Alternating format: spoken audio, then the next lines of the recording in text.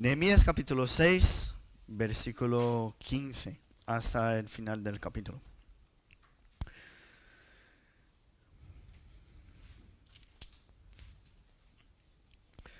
Fue terminado pues el muro el 25 del mes de Elul en 52 días.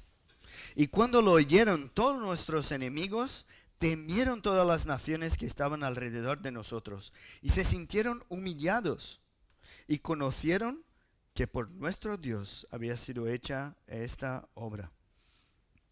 Asimismo, en aquellos días iban muchas cartas de los principales de Judá a Tobías, y las de Tobías venían a ellos, porque muchos en Judá se habían conjurado con él, porque era yerno de Secanías, hijo de Ara. Y Joanán, su hijo, había tomado por mujer a la hija de Mesulam, hijo de Berequías.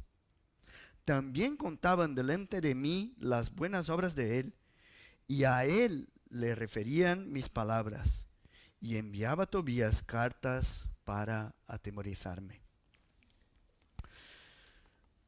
Es curioso, ¿no? Empezar hoy el texto hablando que el muro fue terminado. Empieza así, ¿no? Toda la lucha que habían pasado en la reconstrucción, los materiales que pidieron al emperador, la seguridad de las partes más débiles, todo eso, toda esa lucha ya había terminado. Ahora ya no estarían más trabajando en el muro con la espada al costado, o entonces con la espada al cinto, ¿no? Como decimos. Eso quiere decir que ahora en el libro de Nehemías empezaremos una parte diferente de la historia. Ya no hablaremos más de la reconstrucción del muro. No sé, los niños, tenéis allí un dibujo y podéis ver, el muro está terminado. Ya no hay más piedras que poner, no hay más puertas, nada. Está terminado el muro. Ahora, si la construcción, o sea, la reconstrucción del muro ya había terminado, ¿por qué el libro de Nehemías no termina aquí? Estamos a mitad del libro. Sabemos que Nehemías reconstruyó el muro, pero entonces, ¿qué nos comenta en la otra mitad del libro? Si aquí lo concluyó. Para recordar un poco su tarea, vamos a volver allí, mirar en el capítulo 2 de Nehemías, versículos 4 y 5. ¿Qué dice allí? Dice, me dijo el rey, ¿qué cosa pides? E entonces oré al Dios de los cielos y dije al rey, si le place al rey y tu siervo ha hallado gracia delante de ti, envíame a Judá, a la ciudad de los sepulcros de mis padres, y la reedificaré. O sea, ¿cuál era entonces la tarea de Nehemías? Reedificar la ciudad. La ciudad. Por eso el libro no termina aquí. La tarea no está completada. Y lo que vamos a ver es que resulta ser más fácil reconstruir un muro que tener que seguir buscando más cosas que están dentro y todavía necesitan ser cambiadas. Reedificar la ciudad es mucho más que trabajar en reformas de paredes, que trabajar en reformas del muro. El trabajo completo incluye transformar también la forma como la ciudad funciona, sus relaciones, las alianzas que uno tiene y también las tareas de cada uno. Vemos que la obra de Dios siempre genera muchas transformaciones. Parece que a veces nosotros creyentes queremos algo nuevo, pero queremos a nuestra manera, hasta cierto punto. Y meditando en este texto, ¿no? Que cuando leemos a la primera leída es muy difícil de reconocer alguna enseñanza útil para nosotros, pero meditando allí en este texto, me he quedado pensando, ¿no? ¿Estoy abierto a todas las transformaciones que Dios tiene para mi vida? ¿O todavía hay cosas que no son de Dios, no reflejan su reino, están en mi vida, pero no quiero que cambie? Simplemente. ¿Queremos, de hecho, que Dios cambie todo lo que hay que cambiar? Y enfocándonos en estas cosas, el tema de hoy es los muros y nada más. Los muros y nada más. Y para empezar a reconocer las reacciones delante de la obra de Dios, vamos a ver qué es lo que estas obras generan en los enemigos, que son los primeros versículos. Después de tantas burlas, nosotros que llevamos meses estudiando, ¿no? Tantas amenazas, después de hacerles temer por tener enemigos por todos los lados, después de amenazas de guerra, el versículo 15 nos dice que el resultado final es que el muro fue terminado. Ya está. Ya no hay puertas, ¿no? Ya no hay nada que hacer. Todos los intentos por parte del enemigo, que intentaba frustrar los planes de reconstrucción, fueron incapaces de impedir su conclusión. Después de todos los esfuerzos de los vecinos que animaban a su ejército con bromas, ¿no? Menospreciando al pueblo de Dios, ahora el muro está de pie. No sé si os acordáis, frases como, ¿qué hacen esos débiles judíos? ¿Acabarán en un día? Son bromas eso, ¿no? Hay ironía en estas palabras. ¿Resucitarán las piedras que fueron quemadas? Fijaos que cuántas bromas. Hay una que me gusta mucho, que dijeron, si subiera una zorra, lo derribará. O sea, un animalito pequeño, si sube en este muro, lo va a derribar, ¿no? Y todas esas frases, todo lo que hicieron para desanimar a los trabajadores, para traerles miedo, lo que hizo al final fue traer más visibilidad a todo lo que estaba pasando en Jerusalén. Y es curioso cómo Dios obra por medio de las dificultades. Si nos acordamos allí de la historia del pueblo de Dios, antes que llegasen a la tierra prometida en Egipto, cuando Faraón y su corazón endurecido no dejó al pueblo irse, ¿qué pasó allí? Una plaga tras otra y tras otra. Y la resistencia para la salida del pueblo de Dios fue conocida por todas las naciones. Toda esa historia allí en Egipto fue conocida por todos los vecinos de allí. Y hay un texto en Josué que me encanta, que dice que cuando el pueblo llegó a Jericó, los que estaban dentro de los muros, Jericó, una ciudad llena de muros, era una fortaleza. Los que estaban dentro decía que ellos desmayaban de miedo. ¿Por qué? Porque conocían la historia de la resistencia de Faraón y de la victoria que Dios dio a su pueblo. Y en la historia de Nehemías, que empezó y terminó la reconstrucción del muro en 52 días, no fue diferente. ¿Qué hicieron los enemigos? Escucharon que la obra había sido terminada y temieron. Porque cuando Dios obra, el enemigo teme. Dice el texto que temieron todas las naciones vecinas. Y ese es el temor del que reconoce que está delante de un Dios, que es Dios arriba en los cielos y abajo en la tierra.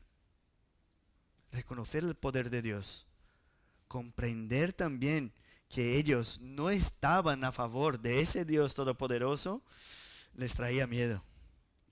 Imaginaos, niños, que estáis aquí, me estáis escuchando, ¿verdad? Si estáis ahí en vuestro cole y veis a aquellos niños malos acosando a un niño pequeñito, flaco, ¿no? Y cuando estos niños malos empiezan a hacer bullying con este pequeñito y miran detrás, este niño pequeñito y flaco tiene dos hermanos grandes, que son los veteranos, los mayores de todo el colegio. Ahora, ¿qué va a pasar con esos que se están burlando del pequeñito? Van a temer, van a tener mucho miedo. Pues es lo mismo que pasó aquí en la historia de Nehemías. Los vecinos se burlaban del pueblo de Dios, pero cuando Dios obró, ellos reconocieron el tamaño del Dios que estaba por detrás de ese pueblo. Decían que eran muy pocos, que era una locura la obra de reconstrucción, y de repente concluyen la obra en 52 días. ¿Cómo es posible? Hay gente que va a decir que, bueno, construyeron en 52 días porque había muchas partes del muro que ya estaba allí, y es cierto. Pero de todas formas los enemigos dudaban de que sería posible. Y temieron cuando oyeron que estaba terminada. Hermanos, cuando Dios hace su obra, los enemigos tiemblan. Y la razón es muy sencilla. Porque el poder de Dios es perceptible en su obra. Liberaciones como la del Egipto, victorias como la de Jericó y tantas otras conquistas sobrenaturales, cambios completos de vida, como sabemos que Dios obra en nuestra vida también. El poder que se hace visible en sus obras hace temer a los que se oponen a ella. Si hablamos de los fines de los tiempos, vemos en las Escrituras que aquellos que se burlan de Dios hoy, en los fines de los tiempos estarán de rodillas, reconociendo que Jesucristo es el Señor. Allí temblarán, intentarán esconderse, pedirán a los montes que se arrojen sobre él. ¿Por qué? Porque tienen miedo de reconocer que Dios está presente. Sabemos por las Escrituras que cuando actúa Dios, ¿quién resistirá? Delante de la demostración del poder de Dios no hay nada que pueda resistir. Por eso dice el texto que se sintieron humillados completamente. En la Biblia de las Américas, que algunos de vosotros tenéis allí, la traducción es desfalleció su ánimo. Y es curioso, ¿no? Porque ellos buscaban desanimar al pueblo de Dios y lo que pasó fue que ellos salieron desanimados. Cuando vemos historias como esa, la de Nehemías, la del Egipto, la del exilio, persecuciones, guerras, matanzas de creyentes, y vemos que la iglesia sigue de pie. Es maravilloso ver, como el texto que hemos leído, que si la obra es de Dios, nadie puede pararla. Nada, ni nadie. Entonces, todo eso nos hace reconocer el poder de Dios. Y el enemigo teme a quién, ¿no? Teme a Dios, no teme a Nehemías, no teme al pueblo, al ejército de los judíos, teme a Dios. El temor por la valentía del pueblo, eso no aparece aquí. Temieron porque conocieron que nuestro Dios estaba haciendo la obra. No sé si ya has participado de alguna obra, de algo que Dios ha hecho grandioso y has reconocido también claramente la mano de Dios. Por ejemplo, una reforma de un local, de una iglesia, por ejemplo, que ya no tiene dinero y de repente necesita pagar una cuenta de una cantidad y llama a una persona diciendo que quiere donar exactamente la misma cantidad que necesitamos. Eso es maravilloso. Esta semana hemos participado de eso.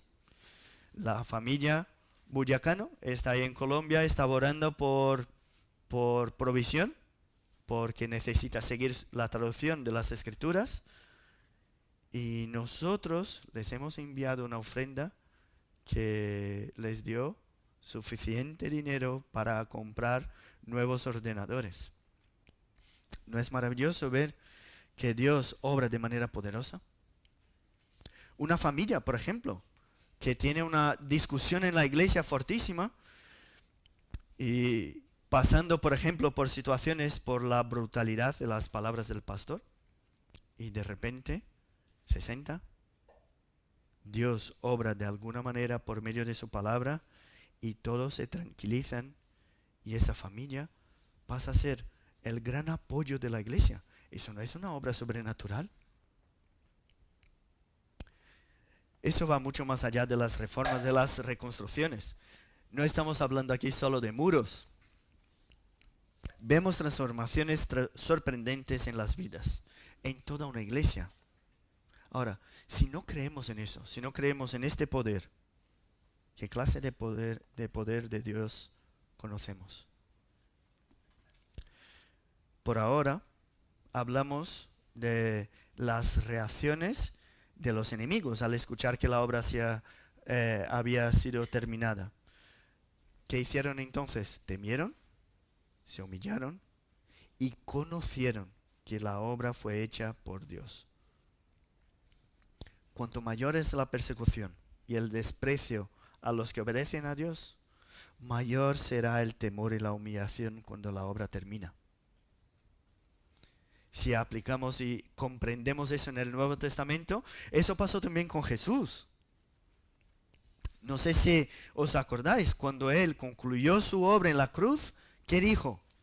Consumado es. Y expiró. En aquel mismo momento, instante, el sol se oscureció, la tierra tembló, el velo del templo se rasgó en dos. ¿Y qué pasó? El centurión que estaba allí reconoció y dijo, verdaderamente este era Hijo de Dios. Dice Lucas en su narrativa que toda la multitud que estaba allí, presente en ese espectáculo, golpeaba el pecho diciendo, qué tristeza, ¿qué hemos hecho? Reconocieron que era de hecho el Hijo de Dios, después de pasar por tanta humillación. Le dieron una corona de espinos, diciendo que era el rey. Burlaban de su poder, burlaban de su autoridad. Decían que si tenía poder, que se bajase de la cruz. Si no podía salvarse ni a él mismo, ¿cómo iba a salvar a los demás? De repente, con la obra concluida, se dieron cuenta que estaban delante del Hijo de Dios. Y sabemos también, ¿no?, como ya hemos comentado, en la segunda venida, en la presencia de la obra consumada, toda rodilla se doblará, toda lengua confesará que Jesús es el Señor. Los que se oponen hoy a Cristo estarán de rodillas. Los que se burlan de Cristo estarán allí confesando que Él es el Señor. Y ahora, después de estos primeros versículos que hablan de los enemigos, hay gente que está dentro del muro y tampoco está de acuerdo con todo lo que está haciendo Nehemías. Entre los versículos 17 hasta el 19, vemos que hay una oposición, pero ahora el enemigo no está fuera, está dentro del muro. Incluso aquí en el versículo 17 utiliza la expresión en aquellos días para referirse a todo el tiempo que Nehemías está allí en Jerusalén. Entonces no es que han empezado en aquellos días a enviar cartas, ¿no? En aquellos días, diciendo a lo largo de estos días. O sea, la oposición seguía incluso después de la conclusión de la obra. El problema es que ahora la oposición estaba más cerca de lo que pensábamos. Parece que no todos sus enemigos eran forasteros. Y dentro de estos versículos que leemos ahí entre el 17 y el 19, hay algo que nos llama mucho la atención. No sé si veis ahí el nombre Mesulam. Mesulam. ¿Os suena este nombre Mesulam? No. Hoy en día no conocemos a nadie que se llama Mesulam. Pero si volvemos allí al capítulo 3, vamos a ver que aparece en la lista de aquellos que ayudaron a reconstruir el muro. Fijaos qué curioso. Allí en el capítulo 3, en el versículo 4, dice, junto a ellos restauró Meremot, hijo de Urías, hijo de Cos.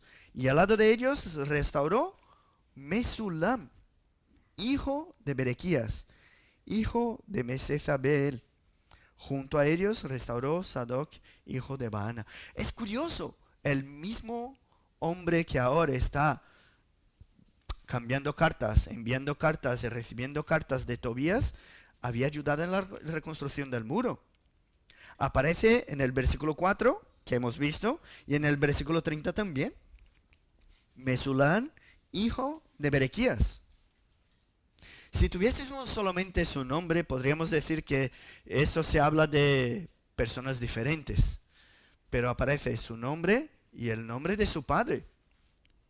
Entonces, vemos que uno que ayudó en la reconstrucción mantiene contacto con Tobías. Y a ver, lo que aparece aquí también en el capítulo 6. El hijo de Tobías se llamaba Joanán. Joanán. ¿Qué quiere decir Joanán? El Señor ha mostrado misericordia. Qué curioso. Eso nos informa que Tobías tenía alguna relación con el pueblo de Dios. Era como un adorador de Dios. No sabemos exactamente la relación que tenía, pero su hijo tiene un nombre de gente del pueblo de Dios. Y la hija de Mesulam estaba casada con el hijo de Tobías. El problema es que Tobías era siervo de Sanbalat. ¿Os suena este nombre, no? Ese se ha repetido más veces. Sanbalat, enemigo completo del pueblo de Dios. ¿Por qué? Era gobernador de aquella zona y tenía intereses de seguir explotando allí lo que era Jerusalén. O sea, vemos claramente aquí una oposición interna causada por conflictos de intereses. A Mesulán le interesaba la reconstrucción del muro, pero sus alianzas revelan que no apoyaba todo lo que Nehemías pensaba, planeaba para allí. Y esa información nos aparece ahora, justo en el momento que terminamos la reconstrucción del muro y vamos a hablar de situaciones internas. Por eso el tema de hoy es el muro y nada más. Y quiero que pongamos mucha atención en estos últimos versículos. ¿Por qué? Atención, hay gente dentro del pueblo de Dios que quiere ayudar en lo que es lo exterior, lo visible, pero no quiere cambiar la conexión que tiene con el mundo. No quiere cambiar la conexión que tiene con el enemigo. Hay gente que quiere acercarse para ayudarnos a construir paredes, pero se juntará con los enemigos para oponerse a la completa restauración. Eso es lo que estamos viendo en estos versículos. Habrá personas muy motivadas a ayudarnos con el tema del apoyo social, por ejemplo, con eventos, con reformas, con comidas, con todo eso. Pero si el tema es romper con el mundo, ahí ya vamos a ver. Espera, vamos despacio. Si el tema es la pureza, no hombre, no hace falta, ¿no? Si el tema es la adoración a Dios, eso ya es demasiado. Nehemías ahora iba a tratar de la reestructuración interna. Y no todos los que estaban presentes allí en el pueblo de Dios tenían la misma disposición. Si lo intentamos traer eso a nuestro contexto, sería más o menos así. Mira, a hermanos de la iglesia, os echo una mano. Os echo una mano en todo lo que sea. Incluso si queréis llamarme creyente, pues sin problemas. Pero hablar de mis pecados, bueno, hablar de mis pecados no hace falta, ¿no? Os echo una mano en lo que haga falta, pero hablar de mis pecados, restaurar mi adoración, hablar del vínculo que hay en mis proyectos personales, mis negocios con todo lo que es el mundo, eso no. Hay un límite, ¿no? Queremos el religioso hasta cierto punto. Y eso nos hace pensar, ¿no? ¿Cuál es el momento en que la restauración es suficiente en nuestra vida? restauro los muros y me quedo por allí, me quedo tranquilo. Unos van a decir que si es bautizado, de niño, de adulto, ya está. Hombre, no hace falta nada más. Otros dirán, si es bautizado y hace buenas obras, pues eso es suficiente. Otros van a decir que hay que ser miembro de la iglesia. Ahora, así que Rebeca y Vera, pues ya podéis dejar de venir, ¿no? Si eso es lo más importante, ya podéis dejar de venir. Mis hermanos, no hemos sido llamados a ser un creyente de fachada. Uno que participa de una parte de la obra, pero no quiere deshacerse de las ataduras del mundo. Nuestro llamado es para que no nos conformemos a ese siglo, sino que nos transformemos por medio de la renovación de nuestro entendimiento. ¿Y para qué? ¿Qué dice el texto, el versículo? ¿Para qué? Comprobemos cuál sea la voluntad de Dios, agradable y perfecta. ¿Quieres conocer la voluntad de Dios? ¿La buena voluntad de Dios? No hay otra forma si no negamos al mundo y somos transformados día a día por la renovación de nuestro entendimiento. No hay otra forma. Reconocer la oposición aquí en la tarea de Nehemías es importante. Es lo que hemos hecho a lo largo de estos 6 capítulos. Hay oposición.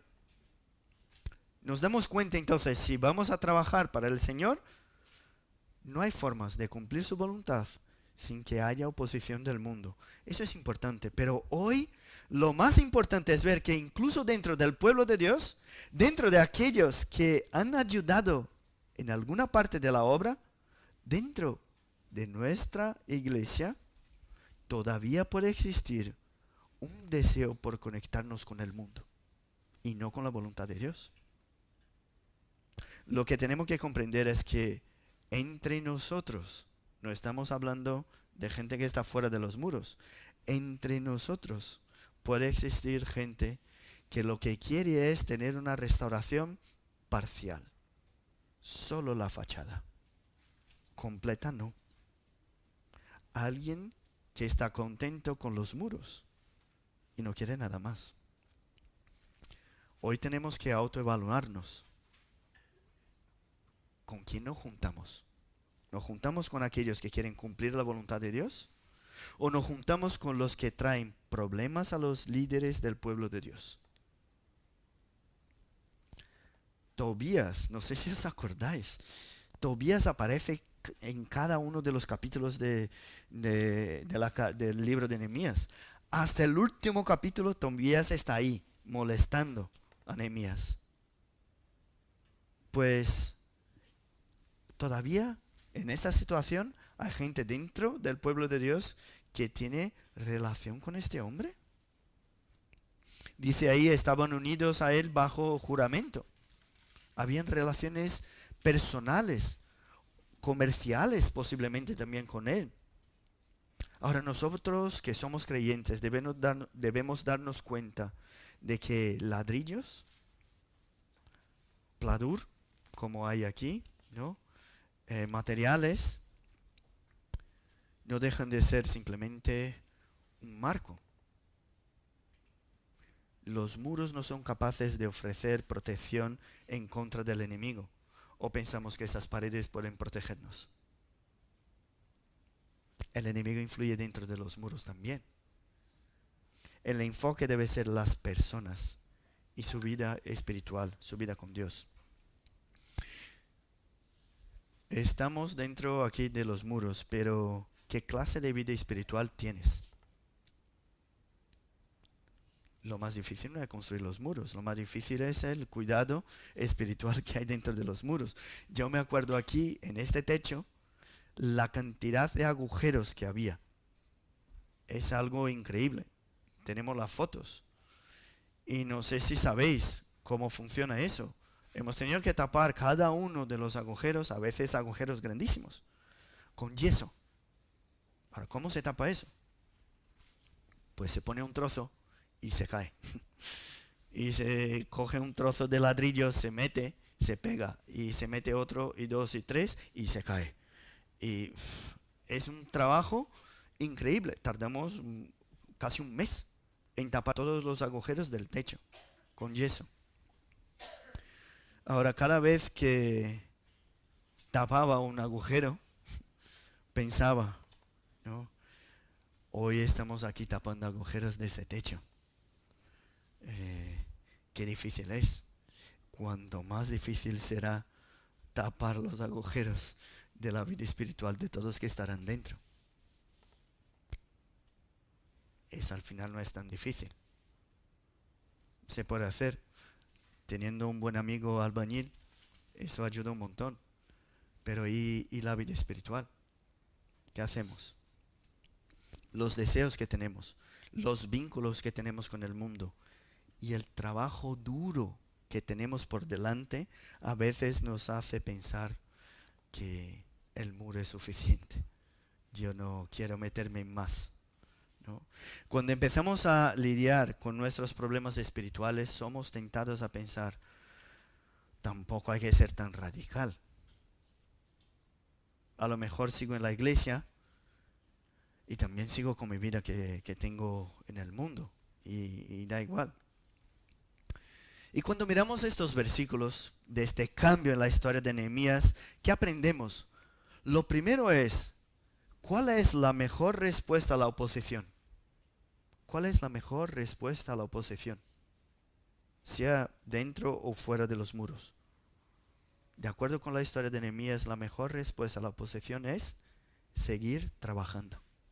Hay que seguir trabajando. Como dice el himno, firmes y adelante. Hay que seguir adelante. Porque cuando Dios obra por medio de nuestro trabajo, no somos nosotros los que tememos, son los enemigos. No somos nosotros. Cuando Dios obra, no somos nosotros los que desanimamos. Es el ánimo del enemigo que desfallece. Las burlas, cuando Dios obra, son sustituidas por conocimiento de que la obra es de Dios. Ahora, si la obra es de Dios, ¿por qué tendríamos miedo? ¿O por qué tendríamos desánimo? Si sé lo que Él requiere de mí, ¿por qué no me esfuerzo creyendo que Él mismo lo hará? Es lo que Él quiere, es su obra. Mis hermanos, no podemos satisfacernos con las apariencias. Aunque el trabajo sea difícil, aunque haya oposición, no podemos satisfacernos con una vida creyente sin que sintamos el poder de Dios cambiándonos. No podemos vivir dentro de los muros, pero conectados al mundo y al enemigo. La reconstrucción debe ser total, total. Conocemos el Evangelio, sabemos racionalmente que Dios es todopoderoso. Vemos el poder de Dios en su obra. Pero, ¿qué es lo que nos pasa que preferimos las alianzas con el mundo a ser totalmente restaurados por Él? ¿Qué es lo que nos pasa? ¿Por qué no aprovechamos en esta mañana que estamos hablando de reconstrucción y pedimos que Dios nos examine, que pruebe y conozca nuestros pensamientos? ¿Por qué no aprovechamos ahora que estamos hablando de problemas dentro de los muros y clamamos a Dios para ver si hay en nosotros algún camino de perversidad, para que Él nos guíe en el camino eterno? Tenemos que salir de aquí en esta mañana diciendo que no queremos parar en lo que es el superficial. No queremos. Lo que queremos es deshacernos de todo lo que el mundo todavía nos atrae. Y lo que queremos es entregarnos totalmente a la voluntad de Dios. Debemos salir de aquí anhelando una restauración completa. Sabemos que la salvación es obra exclusiva de Dios. Predicamos el Evangelio que es solo por gracia, pero somos exhortados por la palabra de Dios a renovar nuestra mente, a vestirnos del nuevo hombre. Que no seamos como Mesulam, que vio el poder de Dios al restaurar un muro y siguió con sus alianzas con el enemigo. Que esta mañana sea un marco para nosotros y nuestro anhelo sea renovar mucho más que el muro, que sea la renovación de todo nuestro ser. Vamos a orar. Padre, te pedimos que tú tengas misericordia de cada uno de nosotros, que tú nos mires en esta mañana. Ayúdanos a comprender los lazos que todavía tenemos con el mundo, con los enemigos. Danos, Padre, el deseo de ver una restauración completa en nuestra vida. No solamente una fachada, no solamente un letrero, no solamente paredes, obras sociales, sino un cambio interior, Padre, un cambio total. Te pedimos por las familias de aquí, por aquellos matrimonios que están sufriendo, por los hijos que están lejos de tu evangelio, de tu gracia. Te pedimos, Padre, por aquellos que están desanimados, que podamos ver tu poder, reconocer, recordar el poder que ya has manifestado en nuestras vidas. Y que eso sea suficiente para que sigamos adelante. Y que el desánimo no sea nuestro, sino de los enemigos. Que el temor no sea nuestro, sino de los enemigos. Porque conocemos al Dios al cual servimos. Gracias te damos, Padre, porque tú nos das tu palabra. Y por medio de ella vemos que tú eres el dueño de la obra. Y por medio de tus manos la obra es concluida. Te damos las gracias, Padre, y te pedimos que tú nos bendigas. En el nombre de Jesús que oramos. Amén.